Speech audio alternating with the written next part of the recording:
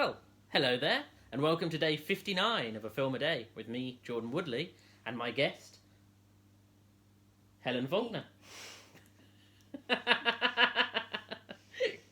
One day we'll get it. So today we are looking at, as you can imagine, another musical with the 1958 Rodgers and Hammerstein classic. Hammerstein classic. South Pacific.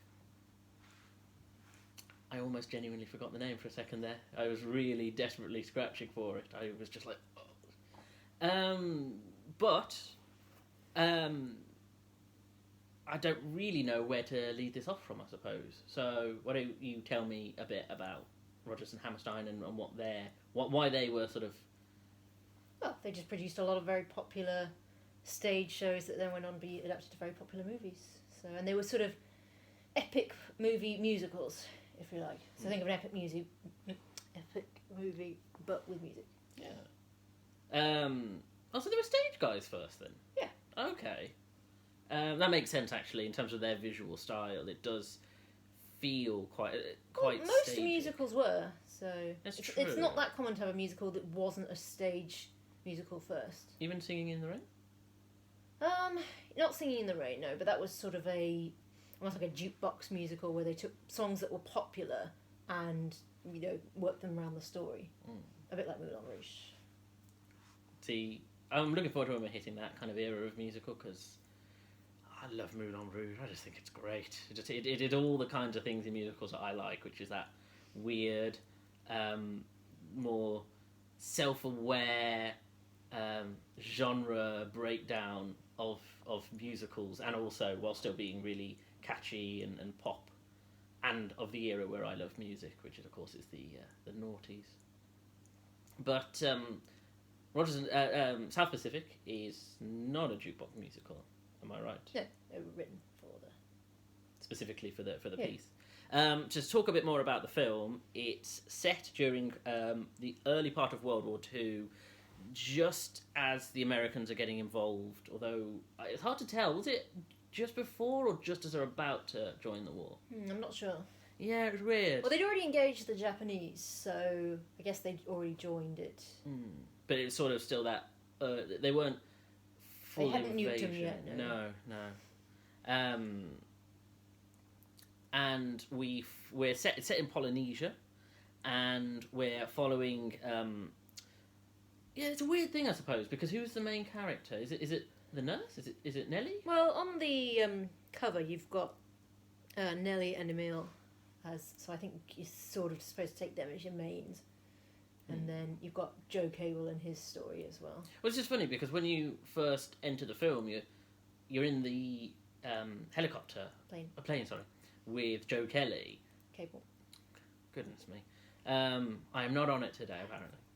Joe Cable, and so you think, oh well, that's our main character because he's our introduction character, but then you really switch perspectives to Nellie, and then you start focusing on the relationship between her and what was his name? Emil Dubec, who I love. He has a real Ricardo Montalban kind of energy, that kind of suave yet gentle. And also got that sort of maturity to him that's really charismatic. I mean, it's a shame that the actor didn't become this, big phenomenon. This. I mean, he might have done maybe in Italian cinema, but in terms of like Hollywood, this was his big film. And strangely, play an Italian guy playing a Frenchman, but typical, isn't it? But yeah, it's an interesting film for you to show me, I suppose, because it's an epic. So I think you imagined I would quite like the scale of it. No, I didn't presume to know what you would like. Yeah, but you must have chosen it for a reason. I just thought if you wanted to watch another musical, it was a good one to pick. And you wanted to show me a less well-known Rodgers and Hammerstein. Well, less well-known compared to Sound of Music, I'm assuming. Yeah. But then I got a real Sound of Music kind of vibe from it. Well, yeah, it was made by the same people. It is, but I mean, like, stylistically, it's got that very similar, like, it's about a widower who falls in love with this sort of charismatic and yet slightly outsiderish woman who's got all this sort of energy and passion, but also is a bit naive. And of course, the backdrop of World War II, it really did feel like. I think that might just be a coincidence, though. That was. I don't know. Not a pattern. I don't know. I feel like there's something there. Like they did it with this came first. Yeah. And then I think they kind of then went, oh, okay, let's take that. You know, they maybe developed Sound of Music and then went, oh, let's try to do the things that we did but better. You know, it feels like that's what everybody does. Well, yeah, but I don't know. It feels rougher. But and there are nice things about it in that respect. But there are things I significantly prefer Sound of Music for. So, how many did Rodgers and Hammerstein make in the end? What, films? Yeah. Hang on, off the top of my head.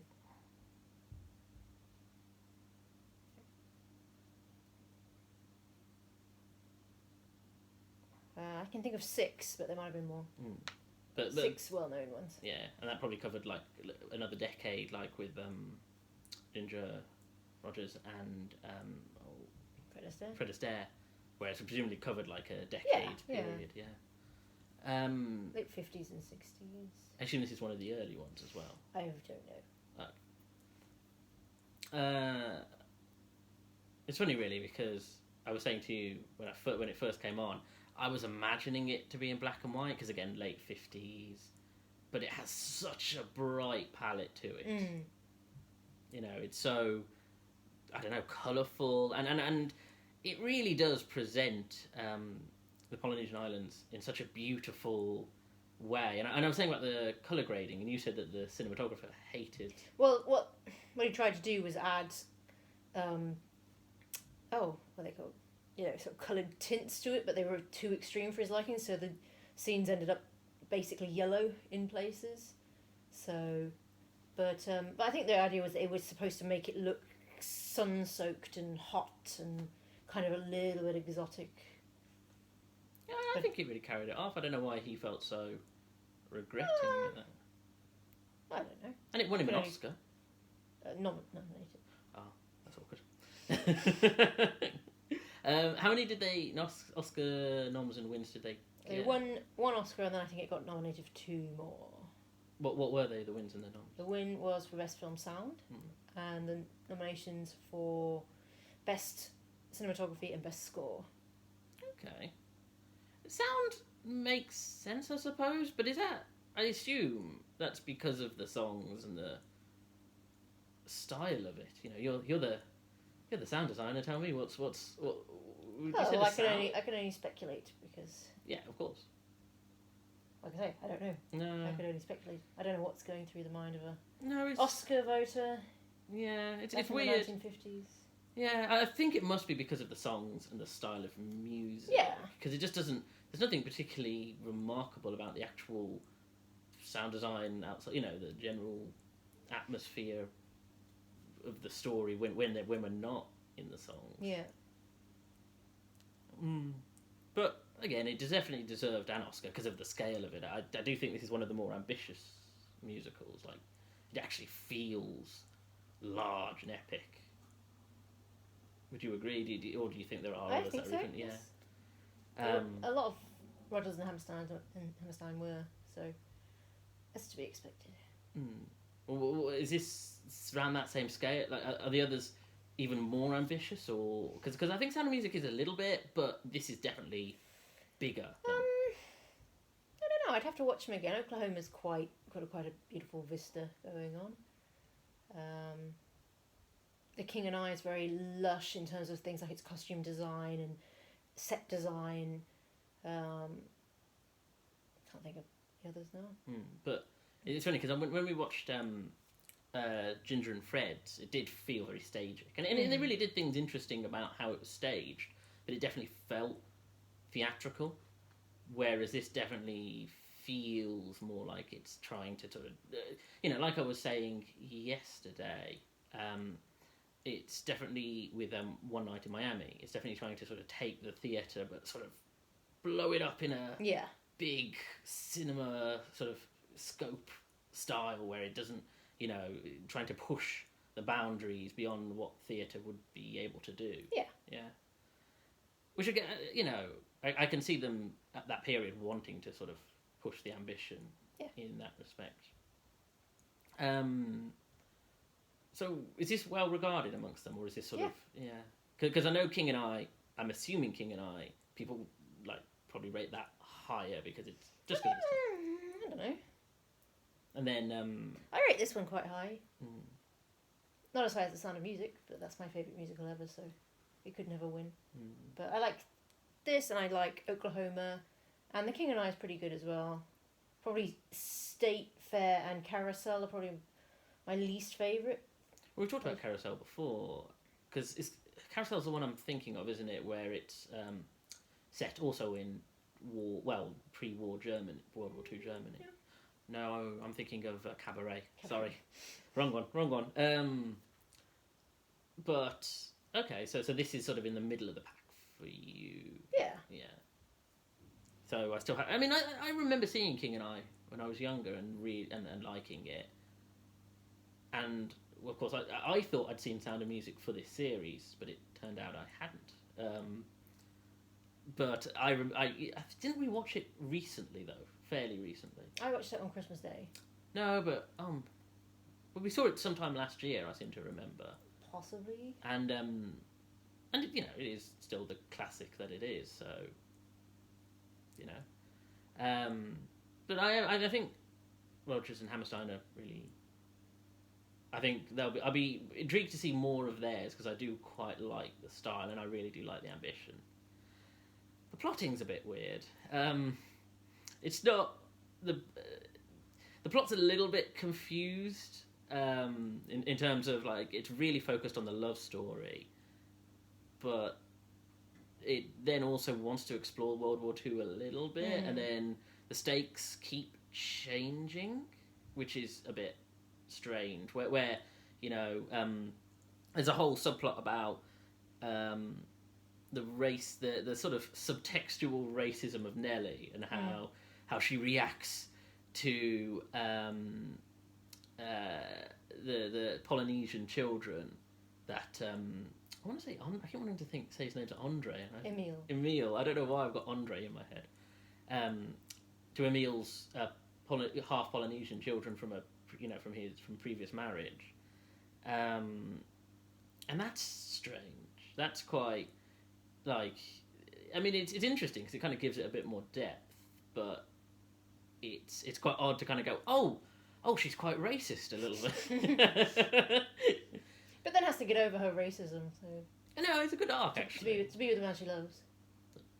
Well, yeah, it's just the fact that you kind of have her be sweet, in love, deeper in love, racist, less racist, not racist. It's not the kind of arc I tend to see. And then you have the Joe Cable stuff, which is weird. Because his arc is about how there's this very eccentric character called Bloody Mary, and initially you think she's fallen in love with him because she keeps referring to him as a sexy man, but then the twist is that it turns out that she's actually been sort of seducing him on behalf of her daughter, who she wants to marry him off to. And it's a little bit odd.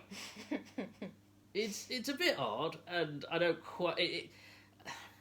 You could get into the sort of racial politics of it, like because Bloody Mary is played by a black woman, a light-skinned black woman, and it's like, oh, how do I feel about that? And then the daughter, who I think must be, she was French Vietnamese. Really? Yeah. Oh, that's interesting. Really doesn't have much to say for herself. And part of the character is that she speaks French but not English.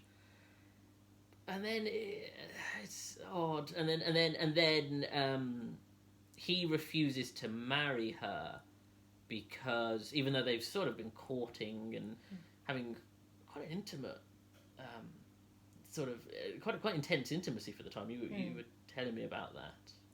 Yeah, well, the idea that he's shirtless in a scene and holding her and kissing her, and alone in a room when he's just met her, was kind of a bit like, look at that. Well, and then In the 50s. And the 50s, yeah, and then the fact that he refuses to marry her, and then another character then reveals that he's got a girl back in America, and all of a sudden it's like, oh, this guy is not a good guy. This is not selling me to this guy at all. And then, spoilers again. This is a 73-year-old film, so it turns out that he dies off screen. And never explained how he dies. He either gets shot or succumbs to malaria, but it's never quite made clear. Because then it does something strange before that, where it turned out that he had malaria for a stretch. Yeah. Between scenes. So we see him, and he's fine, and then we don't see him, and then someone turns around and says, oh, you're back from the hospital, from recovering from malaria. And it's like... What? What's going on? Where did this... What? So it's that's odd. But like I said, I think I like the main plot the best. I think that really works for me. And I like the songs quite a lot. There are songs that are a little bit too... shoehorned in. Yeah, and too of the era where it just doesn't appeal to me. But there are some really nice ones, like...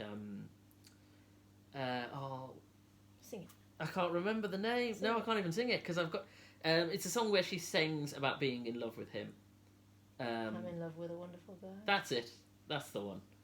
I'm in love with a wonderful guy is a good one.